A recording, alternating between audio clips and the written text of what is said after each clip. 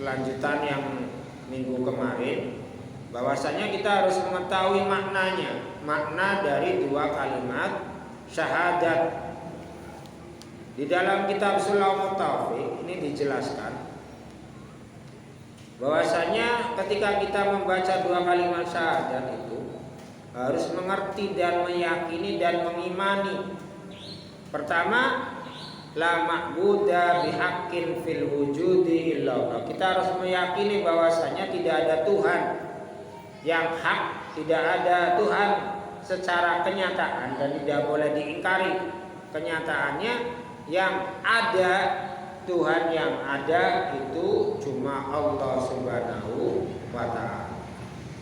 Kita sebagai orang Islam meyakini walaupun di luar sana mengaku punya Tuhan, tapi Tuhan yang dianggap Tuhan oleh mereka kenyataannya memang tidak ada. Kita harus meyakini apa yang mereka anggap Tuhan kenyataannya tidak ada. Bahkan umpamanya diyakini sebagai Tuhan, kenyataannya ya bukan Tuhan. Nah, apa yang mereka anggap Tuhan, kita harus meyakini sebagai orang Islam bahwa Tuhan yang mereka sembah itu kenyataannya tidak ada. Yang nyata, kenyataannya yang hak, yang ada dan kita harus meyakini adanya, yaitu cuma Allah Subhanahu wa ta'ala. Nah, dan Allah ini punya sifat ahad, satu dalam zatnya, sifatnya dan af'alnya.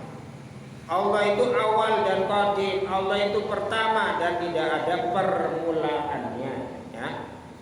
Awal dan tidak ada permulaannya. Allah itu kok awal, tidak ada permulaannya. Dan Allah itu qadim, tidak dari ciptaan yang lain. Kalau ada sesuatu adanya diciptakan itu berarti bukan qadim. Seperti makhluk, seperti manusia asalnya tidak ada terus menjadi ada, itu jelas bukan qadim. Berarti hadis beda dengan Tuhan. Tuhan itu harus qadim, tidak ada awalnya, tidak ada permulaannya, tidak dimulai dari tidak ada menjadi ada. Makanya itu namanya qadim. Dan Allah itu zat yang hidup, yang qayyum, yang baqi, yang tetap, tidak akan mengalami ketiadaan dan tidak akan berubah. Nah, terus Al-Khaliqu, dan kita harus meyakini bahwa Allah Subhanahu wa ta'ala itu yang menciptakan. Al-Khaliqu artinya kang nyiptaaken. Artinya Allah zat yang menciptakan. Menciptakan apa? Dari yang asalnya tidak ada menjadi ada. Makanya dalam tauhid itu sebenarnya al-khalqu itu dari bahasa ijad wal imdad. Ya. Kita ini asalnya tidak ada, terus menjadi ada itu namanya ijad. Terus setelah ada terus berubah, mengalami berubah, tetap ada, tapi ya sudah mengalami ketiadaan, tetap ada, itu namanya imdad. Ijad wal imdad. Terus itu namanya khaliq. Bahasanya bukan hanya Allah itu yang menciptakan kita ada saja dari tidak ada menjadi, setelah itu lepas, tidak ada kendali dari Allah, ya tidak seperti itu. Makanya kita harus juga meyakini apa yang kita lakukan, apa yang kita perbuat itu juga dari perbuatan atau ciptaan dari Allah Subhanahu wa ta'ala. Tidak ada sesuatu yang bergerak dan diam di atas alam semesta ini kecuali dengan kudrat dan iradanya Allah Subhanahu wa ta'ala. Makanya kita sebagai orang Asy'ariyah berkeyakinan bahwasanya Allah itu menciptakan dari tidak ada menjadi ada, dan terus apa yang kita lakukan, pergerakan kita, diam dan bergerak kita, apa yang kita ucapkan, apa yang kita lakukan, apa yang ada di dalam hati itu juga ciptaan Allah Subhanahu wa Ta'ala. Ya, bukan cuma asalnya kita tidak ada terus sekarang itu ada, terus setelah itu manusia bebas melakukan tanpa ada campur tangan dari Allah Subhanahu wa Ta'ala. Ya juga bukan seperti itu. Makanya Allah itu Al-Khaliq, yang menciptakan. Setelah itu Ar-Razzaqu, zat kang maha ngupahi rezeki. Jadi Al-Qasimu likulli hayyin illa ayyamuta ma yaqumu batinuhu wa dhahiruhu. Jadi Allah yang membagi kepada semua makhluknya, terutama yang hidup ya, segala kebutuhannya, baik yang berupa zahir ataupun yang berupa batin. Jadi yang namanya rezeki itu ada rezeki zahir, ada yang namanya rezeki batin. Rezeki zahir itu gampangnya adalah sesuatu yang terlihat oleh mata kita yang di panca indera, seperti kita bisa makan, minum, udara yang bisa dirasakan oleh panca indera. Allah telah membaginya. Berapa sih apa yang kita makan, apa udara yang masuk ke dalam pernapasan kita, dan seterusnya itu Allah yang membagi sampai dari dia hidup sampai menghadapi kematian. Itu Allah telah membagi. Makanya ketika Allah menciptakan manusia di alam rahim, menurut riwayat ketika umur 4 bulan di alam rahim kan sudah ditakdir oleh Allah, ini kamu umurnya segini, rezekinya segini, jodohnya ini, ya. Ini memang sudah ditakdir oleh Allah dan tidak akan pindah, artinya berubah. Namanya rezeki itu pasti. Makanya secara zahir memang kita yang mencari rezeki, ya kan? Kita bekerja, kita apa saja lah bentuknya ya, bekerja, berdagang, meminta, merampok dan sebagainya, itu yang namanya rezeki. Tapi sebenarnya yang namanya rezeki ini yang mengejar kita menurut hakikat. Makanya rezeki itu tidak akan berubah, pindah ke orang lain.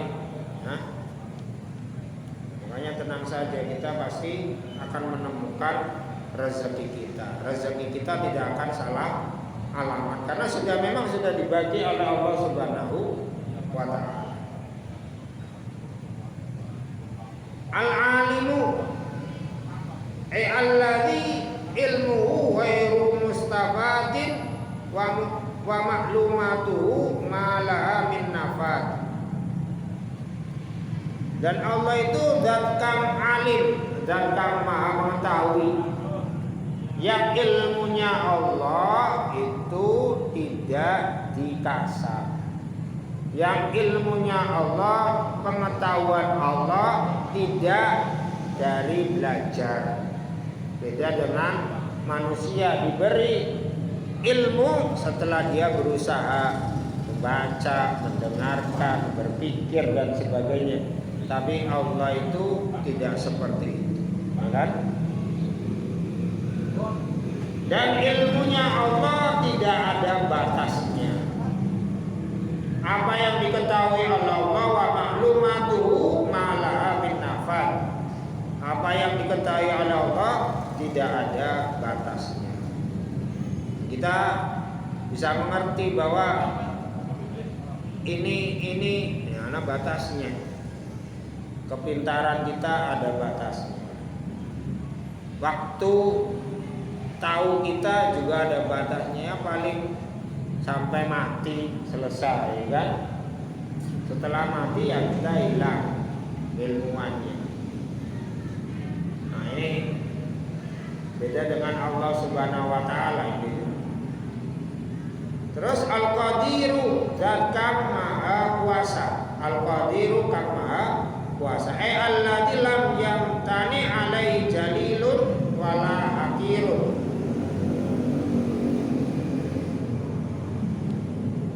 Jadi tidak ada yang bisa mencegah terhadap Allah baik sesuatu yang mulia ataupun sesuatu yang hina. Nah, semuanya atas kudrat dan iradahnya Allah, atas kuasanya Allah. Al-fa'alu lima yurid.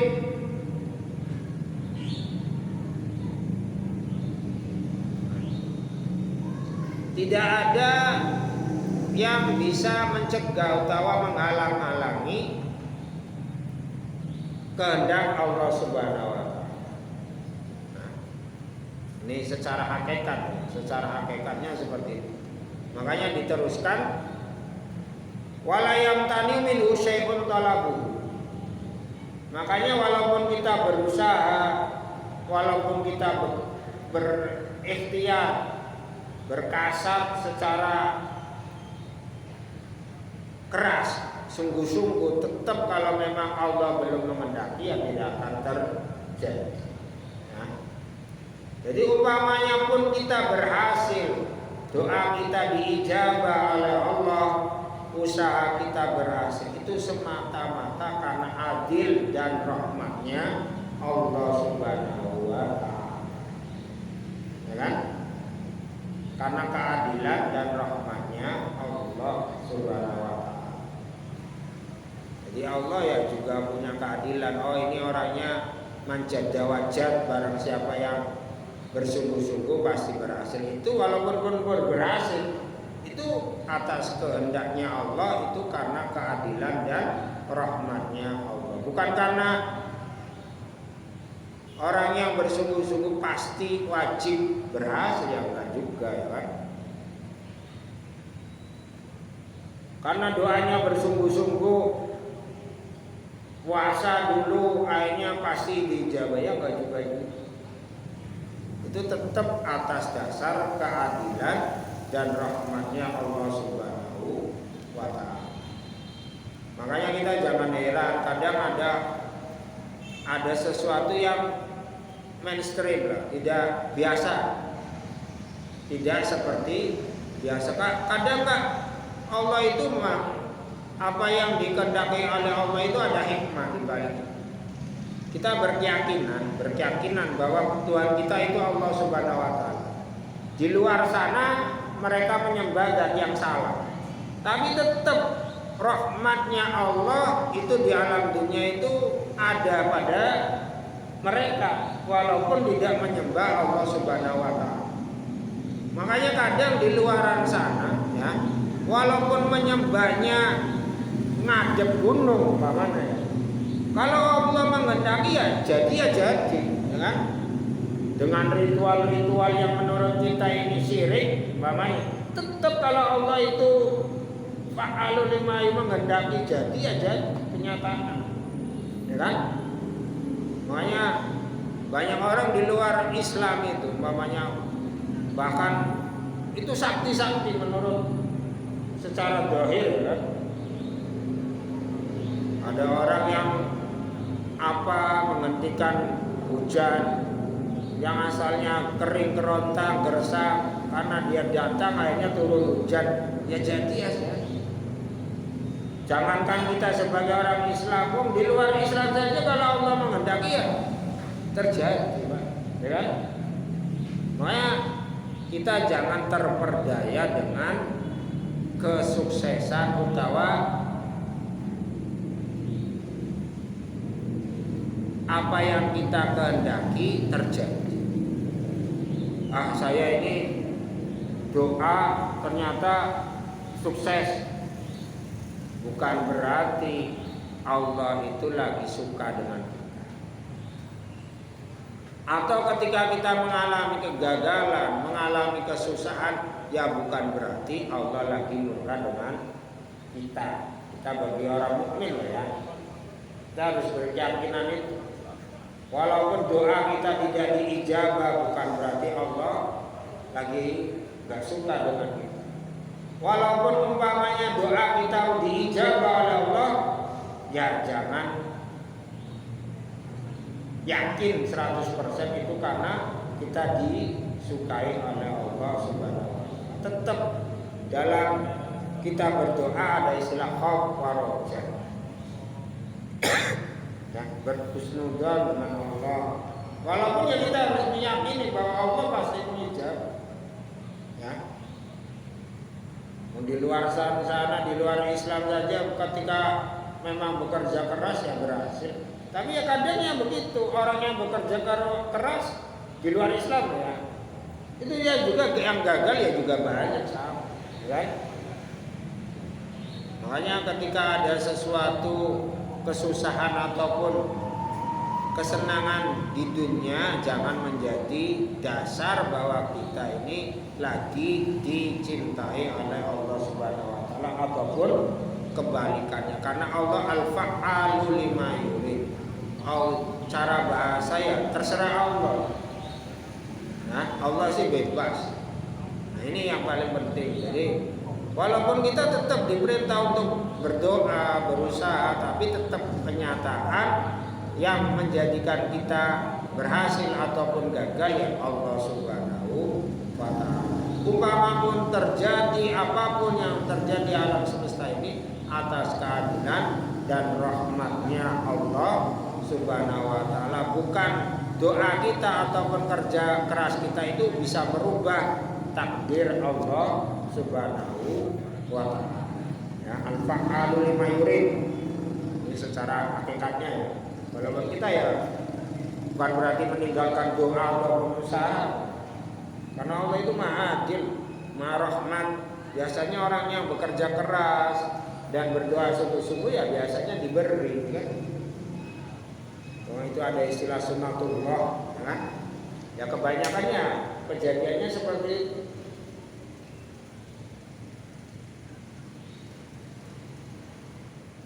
Masya Allahu kana wa malam yasha lam yakun.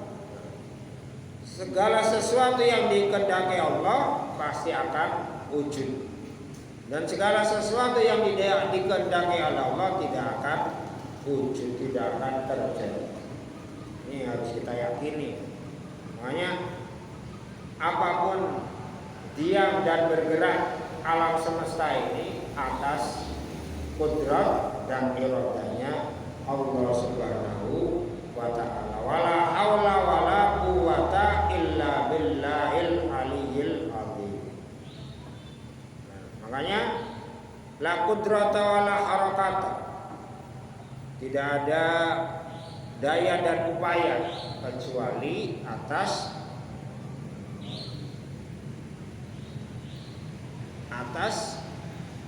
pertolongan Allah Subhanahu wa taala.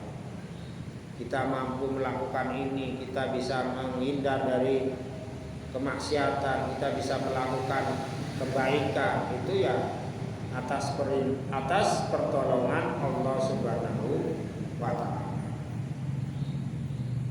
Mausufun bi kulli kamalin munazzahun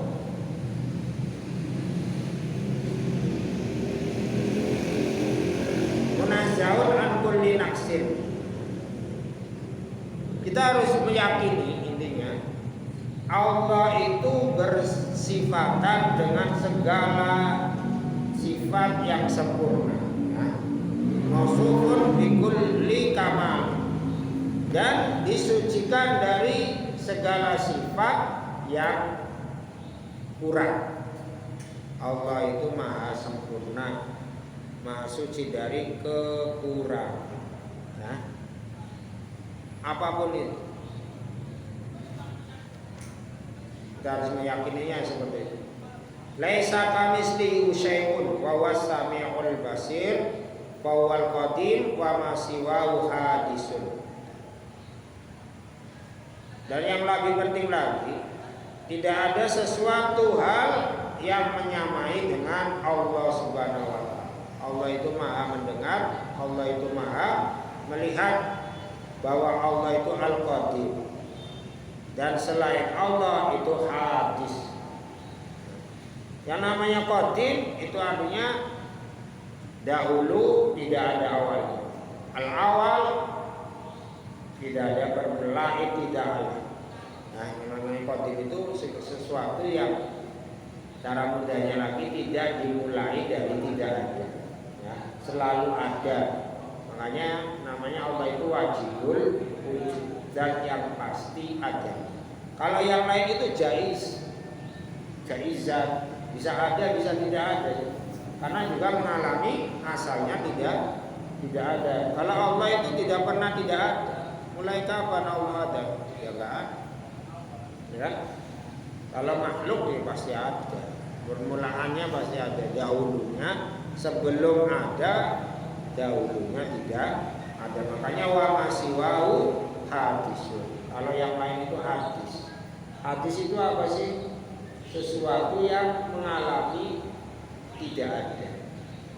Baik tidak ada di awal atau tidak ada di akhir. Ya. Kalau kita sih di awal dan di akhir, mengalami terus, berubah terus, dan pasti kita ini hadis. Wa wal khaliqu wa ma siwahu makhluqun. Dan kita harus meyakini bahwa Allah itu pencipta, dan selain itu adalah yang diciptakan. Allah itu cuma satu, zat yang menciptakan. Yang lain berarti diciptakan atau makhluk. Nah, apapun itu, apa ini aras, apa ini, apa langit, bumi, itu semuanya adalah makhluk. Wa qalamu qadimun kasairi sifatihi li'annahu subhanahu mubayinun li jami'il makhluqati fid dzati wa sifati wal af'ali. Dan segala kalamnya Allah juga qadim. Nah, kalamnya Allah. Makanya kita dalam Aqaid 50 diterangkan bahwa yang namanya kalamnya Allah bila harfin wala sautin, ya kan? Bila harfin wala sautin. Kalau bila harfin wa sautin ini makhluk. Yang namanya huruf itu artinya bukan berarti maksudnya ditulis kan. Yang namanya huruf itu artinya sesuatu yang keluar dari makhraj, itu namanya huruf. Ataupun dia tidak bersuara, beda dengan manusia kan biharfin wa sautin. Tapi kalau Allah kalamnya itu qadim, tidak seperti itu. Seperti hanya sifatnya ya qadim. Intinya apa yang disifati Allah itu berbeda dengan makhluk. Makanya Allah itu berbeda di dalam zatnya, di dalam sifatnya, dan juga dalam afalnya dengan makhluk. Nah, secara mudah contoh ya, supaya ketika ada orang tukang kayu membuat lemari, ya pasti beda, kan? Dan sifat dan afalnya pasti berbeda dengan lemari itu, ya kan? Pasti berbeda. Makhluk alam semesta itu hasil ciptaan Allah. Pasti yang menciptakan itu berbeda dengan apa yang diciptakan. Itu kaidahnya seperti itu. Nah, ini dalam kitab syarahnya itu ada hal menarik. Hal menarik dalam sebuah hadis qudsi, kalau nggak salah ini dalam qala innallaha khalaqa adama ala suratihi. Nah, ini sih secara terjemah apa sih?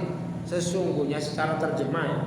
Sesungguhnya Allah itu menciptakan Nabi Adam atas bentuknya Allah. Secara terjemah. Makanya ada beberapa orang memahami bahwasanya Nabi Adam itu diciptakan oleh Allah seperti Allah. Karena kalimatnya ala suratihi, ya kan? Atas bentuknya Allah. Makanya benar atau tidak di luaran sana itu ada yang menyatakan bahwa Allah itu bentuknya benar-benar mirip dengan Nabi Adam. Nabi Adam itu diriwayatkan 60 hasta, ya, 60 hasta. Itu yang 60 hasta. Satu hasta itu satu lengan, kira-kira 50 cm kalau lengan kita ya. Setengah meter, ya. Kalau 60 hasta ya sekitar 30 meter. Nabi Adam. Jadi makhluk pertama Allah yang diciptakan di bumi ya dhuwur, tinggi kita 30 meter. 60 hasta. Jadi bentuknya seperti itu. Ada yang meyakini itu karena dalam hadisnya memang seperti itu. Innallaha khalaqa Adama ala suratihi. Allah menciptakan Nabi Adam ingatase bentuknya Allah. Kan akhirnya memahami ini ya Allah. Nabi Adam itu bentuknya seperti Allah, ya kan? Bahkan digambarkan seperti itu. Masya Allah, na'udzubillah. Tapi kalau kita ini dijawab di dalam kitab syarahnya, anna surata taqtadil qudus. Ini kalau kalimat seperti itu berarti Allah itu hadis dong. Karena bentuknya kan ciri seperti bentuk itu. Kalau yang namanya bentuk itu pasti dimulai dari tempat. Berarti tempat dulu dong daripada bentuk itu kan. Mahal dulu. Berarti kan menunjukkan hadis. Karena didahului sih, kan? Sebelum itu berarti nggak ada mahal. Wa qultu ujibadu bi annal murada suratal al-ma'nawi ala ma'na anna Allah ta'ala aqtal abda awsafan wa utliqat alaihi kama utliqat alaihi ta'ala tasrifanil abdi kal alim wal hayy lakinna mubayyinatun wa mughayyaratun li sifatil bari. Dijawab bahwa sing dimaksud surah itu surah maknawiyah, bentuk maknawi bukan bentuk dohir, ya.